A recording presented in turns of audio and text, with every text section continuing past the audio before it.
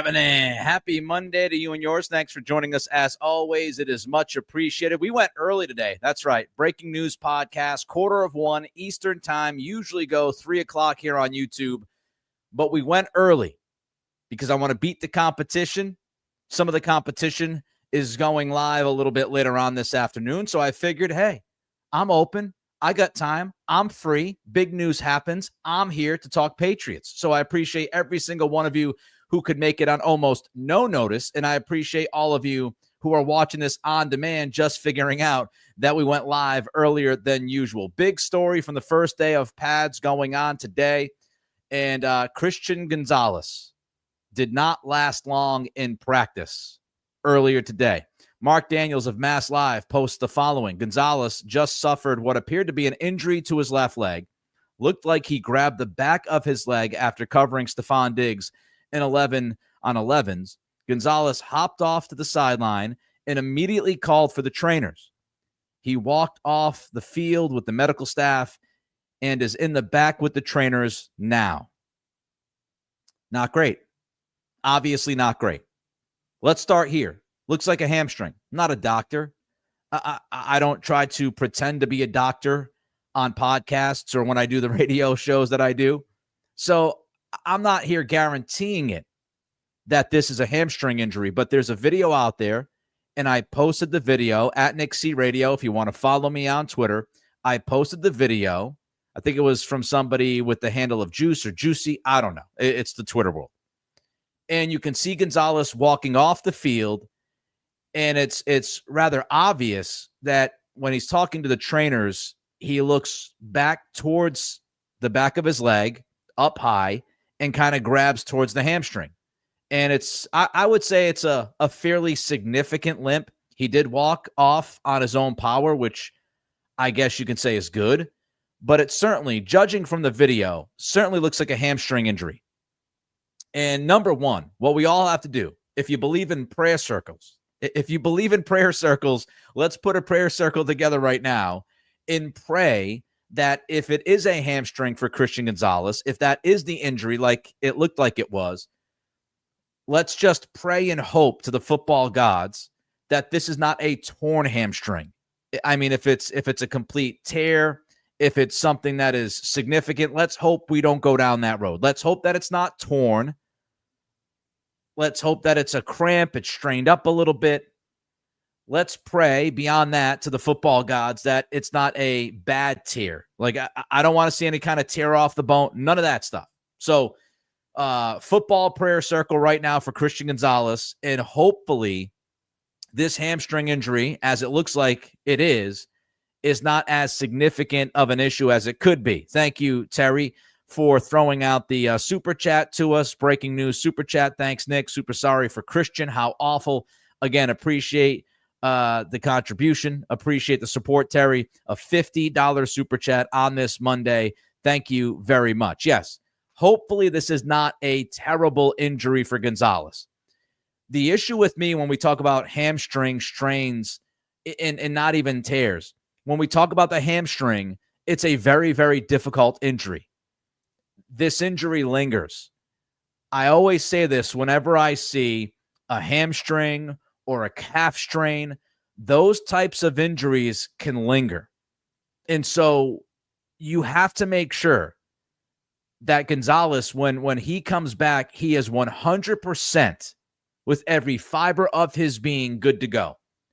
Because how many times have we seen professional athletes pull a hamstring, they come back too early, and first game back, they pull a hamstring again. So that's the biggest issue.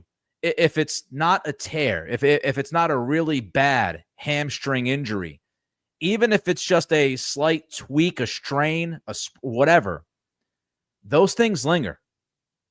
And so I would, again, I'm not a doctor, but I would have to imagine it'd be very difficult to get Christian Gonzalez back on the field by later this week, next week, when you've got the joint practice against Washington. The week after that, you've got the joint practice against Minnesota. And Gonzalez was looking fantastic early in camp. Looked like he was ready to be that stud. Let's hope that remains the case. But I'm always concerned I'm always concerned when I see a hamstring injury, if it is a hamstring injury. And if it's a bad one, again, we're all hoping it's not. But if it's a bad hamstring injury, you're talking about a long time. Not great. Not great. Have a lot of thoughts on this. Have more thoughts on the impact of this injury, the domino effect on this defense, the domino effect at cornerback. But before I go any further, doing a breaking news podcast here for all of you on a Monday. Help me out. Click that thumbs up as you watch us live on YouTube. If you're watching on demand, if you click that thumbs up, that like button, it still helps us. So don't forget to like. I want your comments too. My guy Pat's Pro saying it's all burning down, Nick. It's all burning down. Vitalics, why did my heart stop when I read that title? Hope it isn't serious and just a cramp. Yeah, we all do. The heart stops because Christian Gonzalez is Christian Gonzalez, which I'll get to in a minute. But don't forget to like. Don't forget to comment. Don't forget to subscribe. Try to hit 7,000 subscribers. And my friends at Spotify, Apple Pods, thanks for joining me as always. Rate, review, and follow. Huge impact. I mean, if this is an injury that's going to go into the season, it's just a monumental impact for this defense. It's a monumental impact for this football team. You can't overstate it. Christian Gonzalez is one of the most critical components of this team, of this roster. I mean, you look at it and you say to yourself, Drake May, obviously, right? Christian Gonzalez, you could argue, is the second most important Patriot behind your quarterback. And so if this is an injury, that's going to go into the season, because Zach jumps in and says, I would keep him out the rest of the preseason no matter how bad the injury. I tend to agree because of the lingering tendencies of a hamstring. So even if it's a slight strain, I would say even if it's minor, if it's a slight strain, I would absolutely be cautious with this. Absolutely be cautious with this. But if it is something which we're all hoping that it's not, but if it is something that's significant and it lingers into the season, it's just such a huge impact. I mean, Gonzalez is right now, the only guaranteed blue chip player on this roster. Christian Barmore could certainly get back there. He's doing conditioning right now at times during these practices. So it looks like the Patriots are taking it easy with Barmore, which is smart. Barmore could get back to blue chip. Milton Williams might end up developing into a blue chip guy, playing more snaps this season. And you look at, you hope that maybe one of these rookies develop into a blue chip guy. But when you're looking at this roster, you do the top 100 lists. And Locked On just did one. And I talked about this on the Locked On Patriots podcast. You look at these top 100 lists. Jabril Peppers could be arguably on a top 100 list if he stays healthy this season. But right now, the only guarantee is Christian Gonzalez. Obviously, you hope Drake May gets there. And by the end of this season, you say, oh, he's no doubt a top 100 guy, and no doubt he's a blue chip. But guaranteed, Gonzalez is the only guaranteed blue chip player on this roster, being a second-team All-Pro last season. So if this does linger, if this drags into the season, and I'm continuously saying, and I will continue to say if, because we don't know what's going on. He left practice early. He looked, hampered. I would say, again, pretty significant limp to the trainer's room, grabbing to the back of the leg, the hamstring. And so we don't know how significant it is, but hamstrings are tough. And if this ends up dragging into the season, you start the year without your only blue chip guy, which is obviously a big impact. And then we get to Carlton Davis, which is another issue. It's another issue for this team.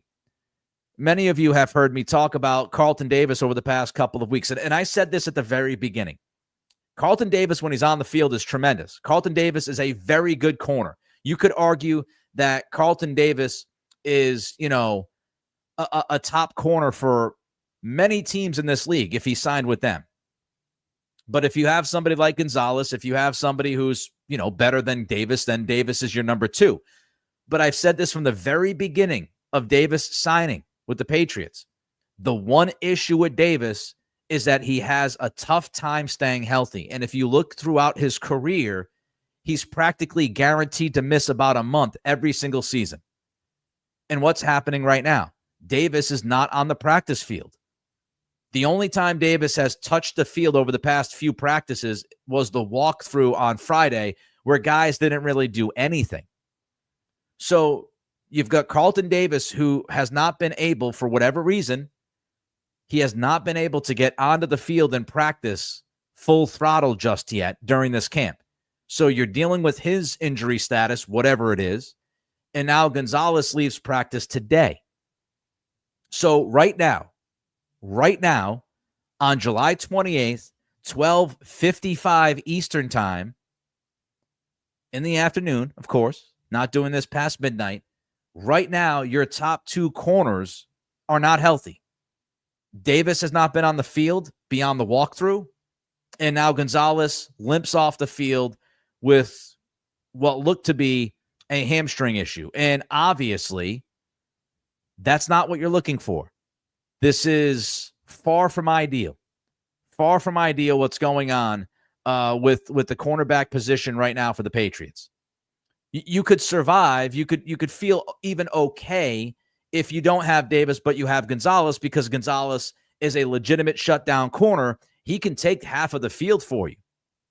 So, if you have Gonzalez but not Davis, you say to yourself, okay, you can still live because you've got Gonzalez going man-to-man with the number one receiver of the opposing team.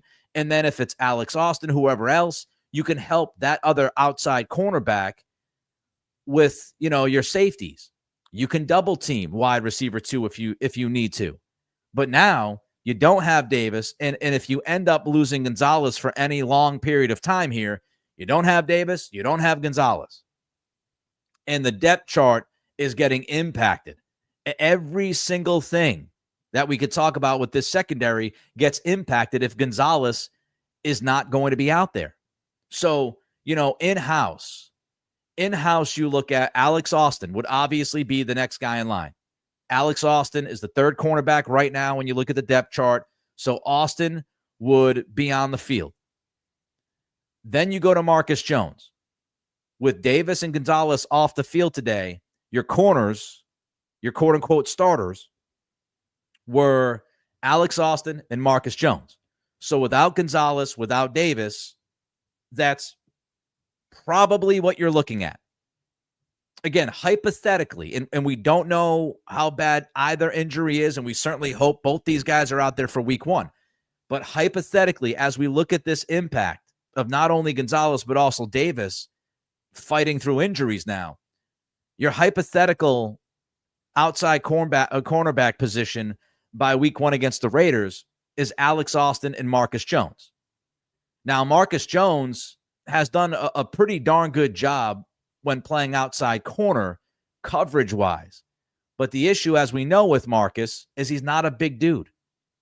He doesn't have great size. So that becomes a matchup issue. And if you end up having to double somebody with Marcus, now you're leaving Austin on an island. So it really does impact the cornerback position, because you go down and it's Austin, Marcus Jones, then you've got Marcellus Dial, who was drafted last year. I believe, 6th round, if I do remember correctly. So you've got Marcellus Dial from last year's draft class, who's looked, according to reports, he's looked pretty good. He hasn't looked terrible. He hasn't looked bad. So you've got Marcellus Dial. Then you've got DJ James, who's a very interesting guy. And he's made a couple of plays early on in this camp.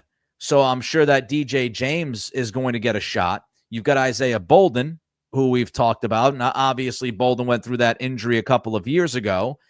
He's been able to stay on the team somehow, some way. So you've got Bolden, who could play some for you. He's got a bigger frame. And then the other two cornerbacks that you're looking at the very end of this depth chart is Miles Battle and then Mr. Irrelevant, Kobe Minor. So you've got Alex Austin, Marcus Jones, Marcellus Dial, DJ James, Isaiah Bolden, Miles Battle, and Kobe Minor. So those are your 7 cornerbacks beyond who you have with Davis and Gonzalez. Now, you can play some games with the numbers, obviously, because if Davis is not going to be around, you can slide him to the PUP. If this Gonzalez injury is a hamstring, and if it is going to linger, which a lot of them do, you might slide Gonzalez to the PUP. And then you can, keep a couple of other guys. I don't know if Bolden or James would make the roster if Gonzalez and Davis are healthy. They're obviously more likely to do that if your top 2 corners are not healthy. And, it goes beyond the cornerback. This puts stress on everybody else in that secondary.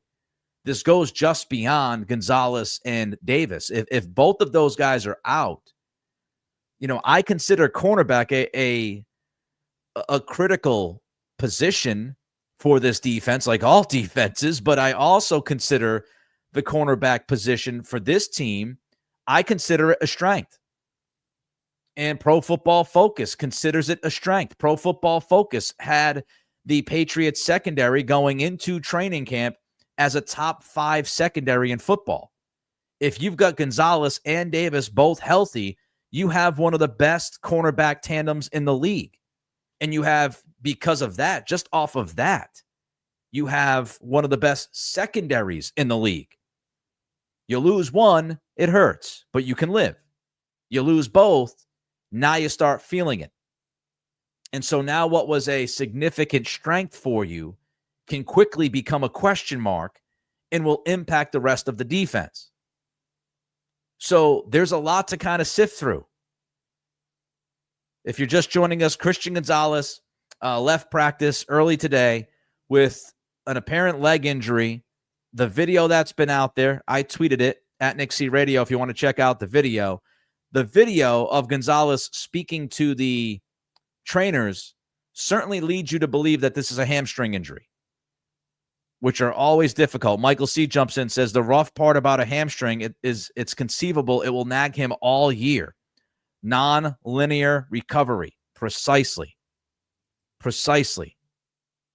So, you just don't know if it is a hamstring. If it is a hamstring, you could be talking about 2 months, 3 months, depending on how bad it is. Again, the football prayer circle, we've already begun it at the beginning of this podcast, beginning of this live stream. Prayer circle for Christian Gonzalez, hoping that it's not a bad hamstring injury. But these things just linger. Sometimes they don't go away.